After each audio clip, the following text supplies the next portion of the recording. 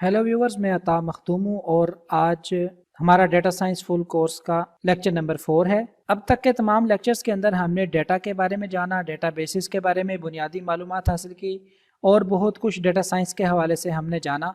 अब प्रॉपरली हमारे data science के कोर्स के प्रैक्टिकल पोर्शंस का आगाज़ होता है, जिसमें हम अभी फ़िलहाल डेटा रिपोजिटरीज़ को देखेंगे, उसके बाद हम रिलेशनल नॉन रिलेशनल डेटाबेसेस को देखेंगे और फिर हमारा क्यूरिंग लैंग्वेज का पोर्शन स्टार्ट होगा, जिसके अंदर हम एसक्यूएल को सीखेंगे और उसकी लैब्स करके उसको प्रैक्टिकली परफॉर्म करेंगे। आज का लेक्चर इस हवाले से बहुत अहम है क्योंकि डेटा रिपोजिटरीज़ का इल्म होना डेटा साइंटिस्ट के लिए बुनियादी अहमियत का हामिल है। तो आइए देखते हैं कि डेटा रिपोजिटरीज़ क्या होती हैं। डेटा रिपोजिटरीज दरअसल ऐसी जगह होती हैं जहां पे हम डेटा को इकट्ठा करके रखते हैं। जो भी डेटा हमारे बिजनेस से रेलेवेंट होता है उसे हम इकट्ठा करते हैं और उसको हम एक तरतीब लगा के ऑर्गेनाइज्ड तरीके से उस डेटा को रखते हैं जिस जगह पर, उस जगह को डेटा रिपोजिटरी कहते हैं। मकसद क्या होता है डेटा को डेटा रिपोजिटरी में रखने का? मकसद ये होता है कि हम इसे मुस्तकबिल के या मौजूदा जो हमारे बिजनेस के ऑपरेशंस हैं या रूटीन के कारोबारी काम है उनमें उस डेटा को इस्तेमाल कर सकें। और दूसरी अहम बड़ी वजह जो डेटा साइंटिस्ट के काम से ताल्लुक़ रखती है वो ये है कि उस डेटा का तज्जिया किया जा सके और उस तज्जिए की बुनियाद पर डेटा के हवाले से और बिज़नेस के हवाले से बहुत सारी रिपोर्ट्स जनरेट होती हैं। उन रिपोर्ट्स को डिसीजन मेकर्स को दिया जाए, मैनेजर्स को दिया जाए, ताकि उस साबका डेटा की रोशनी में मुस्तकबिल के दुरुस्त फैसले लिए जा सकें। अब हम देखते हैं डेटा रिपोजिटरीज़ का इंफ्रास्ट्रक्चर क्या होता है, यानी उसका ढांचा क्या होता है। तो इसमें सबसे पहले छोटी रिपोजिटरीज आती हैं जिन्हें हम अमूमन डेटाबेस के नाम से भी जानते हैं और ये बुनियादी नौइयत के डेटाबेसेस होते हैं। दूसरे नंबर पे आती हैं बड़ी रिपोजिटरीज जिन्हें हम डेटा वेयर हाउस भी कह सकते हैं। डेटा वेयर हाउस के बारे में इसी लेक्चर के अंदर हम थोड़ा डिटेल से जानेंगे क्योंकि डेटा वेयर हाउस का कॉन्सेप्ट एक डेटा साइंटिस्ट के लिए बहुत अहमियत रखता है। उसके बाद बड़ी रिपोजिटरीज आती हैं जिसके अंदर एक रिपोजिटरी नहीं होती बल्कि बहुत सारी रिपोजिटरीज मिल के छोटी बड़ी रिपोजिटरीज का एक मजमुआ बनता है जिसे हम बिग डेटा स्टोर्स भी कह सकते हैं। हमने अपने पिछले लेक्चर्स के अंदर ये बात जानी है और देखा है कि बहुत ज्यादा बड़ी मिकदार में डेटा रोजाना की बुनियाद पर जनरेट हो रहा है। इस डेटा को महफूज रखने के लिए कोई एक डेटाबेस या एक डेटा वेयर हाउस नाकाफी पड़ जाता है, इसलिए बहुत सारे रिपोजिटरीज का मजमुआ जिसे बिग डेटा स्टोर्स कह सकते हैं वो इस किस्म के बिग डेटा को स्टोर करने के लिए इस्तेमाल होता है। यहाँ ये जानना बहुत जरूरी है कि डेटाबेस में रखा गया डेटा किन मकासद के लिए इस्तेमाल होता है। तो उसमें सबसे अहम वो डेटा है जो बिजनेस इनपुट के लिए इस्तेमाल करता है या डेटाबेस के अंदर महफूज डेटा को भी फर्दर इस्तेमाल के लिए बतौर इनपुट इस्तेमाल किया जा सकता है।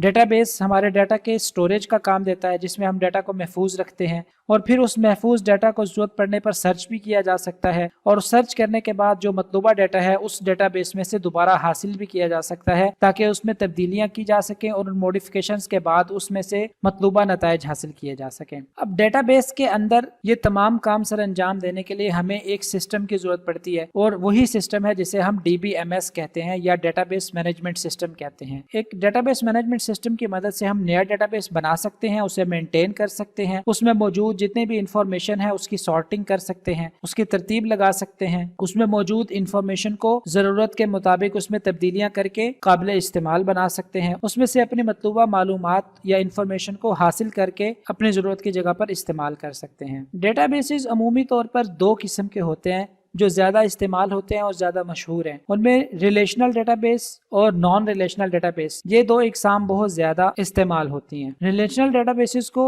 RDBMS यानी रिलेशनल डेटाबेस मैनेजमेंट सिस्टम भी कहते हैं या SQL डेटाबेस भी कहा जाता है। इसमें डेटा टेबल की शक्ल में और कॉलम और रोज की शक्ल में महफूज किया जाता है। डेटा का ढांचा बहुत अच्छे अंदाज से एक खास तरतीब के अंदर तश्कील दिया जाता है। एक स्पेसिफिक स्कीमा यूज करते हुए डेटा को महफूज किया जाता है। डेटा की तलाश और इस्तेमाल में इसे बहुत अच्छे अंदाज से इस्तेमाल किया जा सकता है। इसमें SQL language, structure Curie language का इस्तेमाल होता है जिसकी मदद से हम इस रिलेशनल डेटाबेस के अंदर मौजूद डेटा को इस्तेमाल कर सकते हैं। दूसरे नंबर पे नॉन रिलेशनल डेटाबेसेस, इनको NoSQL या नॉन SQL डेटाबेसेस भी कहा जाता है। जैसा कि प्रीवियस लेक्चर्स के अंदर आप जान चुके हैं कि आज के दौर में डाटा की बहुत ज्यादा मिकदार और बहुत ज्यादा टाइप्स बहुत तेजी के साथ वजूद में आ रही हैं। अब इस इतने ज्यादा बड़े डाटा को महफूज रखने के लिए जिसमें बेतरतीब या अनस्ट्रक्चर्ड डाटा की बहुत बड़ी मिकदार मौजूद होती है, اس کو محفوظ رکھنے کے لیے جو نان ریلیشنل ڈیٹا بیسز کا استعمال ہوتا ہے، کیونکہ اس میں کوئی فکس اسکیما یا کوئی مخصوص ترتیب استعمال نہیں کی جاتی،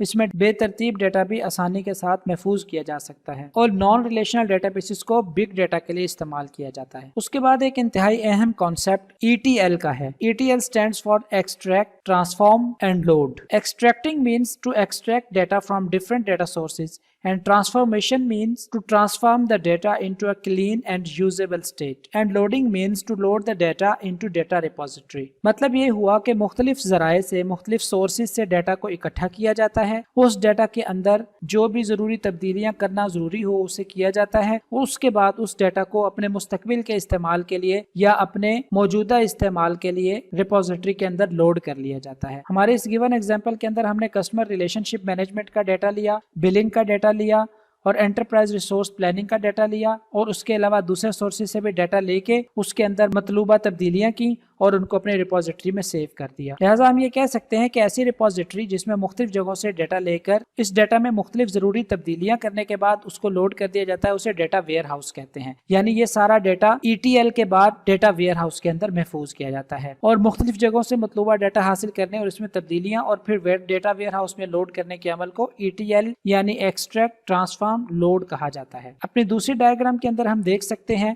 کہ ETL کے تھرو جو ڈیٹا ہم نے اکٹھا کیا اسے ہم نے ڈیٹا ویئر ہاؤس کے اندر ڈالا، اور پھر بعد میں حسب ضرورت اس ڈیٹا کو استعمال کرتے ہوئے ہم نے رپورٹنگ اور انالیٹکس کا کام کیا اور ڈیٹا مائننگ پرفارم کی۔ اپنے آنے والے لیکچر کے اندر ہم relational data base management system کو تفصیل سے پڑھیں گے، جس کے ساتھ ایک ڈیٹا سائنٹسٹ کا بہت زیادہ واسطہ پڑتا ہے۔ آج کے لیکچر کے اندر ہم نے ڈیٹا ریپوزیٹریز کو دیکھا، جس میں ہم نے data base, data where house, big data stores کے بارے میں جانا، اور ڈیٹا بیس مینجمنٹ سسٹم کے بارے میں پڑھا کہ یہ ڈیٹا بیس مینجمنٹ سسٹم کیا ہوتا ہے اور یہ کیوں ضروری ہوتا ہے اور یہ کیا کام کرتا ہے۔ ریلیشنل یا SQL ڈیٹا بیسز کو دیکھا، نان ریلیشنل، نو SQL یا نان SQL ڈیٹا بیسز کو دیکھا۔ اس کے بعد ہم نے ایک اہم کانسیپٹ ETL کو دیکھا، جس کے نتیجے میں حاصل ہونے والے ڈیٹا کو ہم اپنے ڈیٹا ویئر ہاؤس میں محفوظ کرتے ہیں۔ امید ہے یہ لیکچر آپ کو سمجھ بھی آیا ہوگا اور پسند بھی آیا ہوگا۔ کمنٹس میں اپنی رائے کا اظہار ضرور کیجیے، چینل کو سبسکرائب، لائک اور شیئر کیجیے تاکہ دوسرے لوگ بھی اس سے فائدہ اٹھا سکیں۔ اپنے نیکسٹ لیکچر تک کے لیے اجازت چاہتا ہوں۔ ٹیک کیئر، اپنا زیادہ سا خیال رکھیے گا۔